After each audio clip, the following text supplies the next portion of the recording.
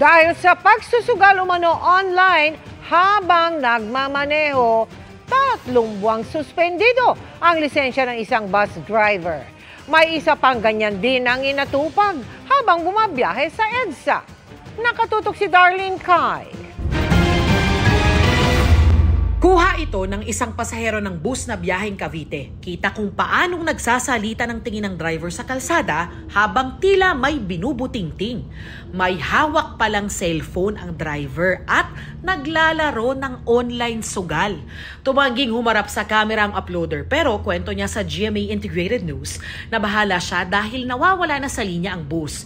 Hindi rin daw ito nakakapreno agad dahil tila hindi napapansin ng ibang sasakyan. Sinita kalauna ng pasahero ang driver at agad namang tumigil noon sa pagse-cellphone. Nakarating na sa LTFRB ang insidente niyan at kanila nang iniimbestigahan.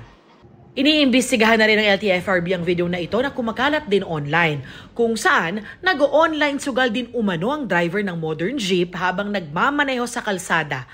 Ayon sa nagpadala ng video, nangyari raw ito madaling araw noong July 7. Ayon sa LTFRB, ang parehong insidente malinaw na paglabag sa Anti-Distracted Driving Act. Nilalagay niya sa peligro yung mga pasahero niya. Bakit? Hindi kasi siya concentrated sa driving niya. No?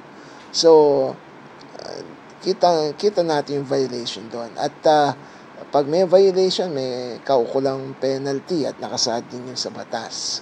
Sinuspindi ng LTO ng 70 araw ang lisensya ng bus driver. Sa isang pahayag, sinabi ni LTO Chief Attorney Greg Pua Jr. na tila malala na ang pagka-addict sa online sugal dahil umabot na sa puntong nilagay niya sa alanganin ng kaligtasan ng mga pasahero. Hindi raw ito palalagpasin ng LTO. Bukod sa anti-distracted driving, mahaharap ang bus driver sa reklamong paglabag sa Land Transportation and Traffic Code dahil sa reckless driving. Pinagpapaliwanag din ng LTO ang Kirstine Joyce Transport kung bakit hindi ito dapat parusahan sa pagkuha ng anilay reckless driver. Tumanggi magpaunlak ng panayamang Kirstine Joyce Transport pero sinabi ng kinatawan nila sa GMA Integrated News na sinuspindi na nila ang driver na sangkot sa insidente. Maglalabas din ng show cause order ang LTFRB laban sa operator ng modern jeep driver na nakunang nagse-cellphone din habang nagmamaneho.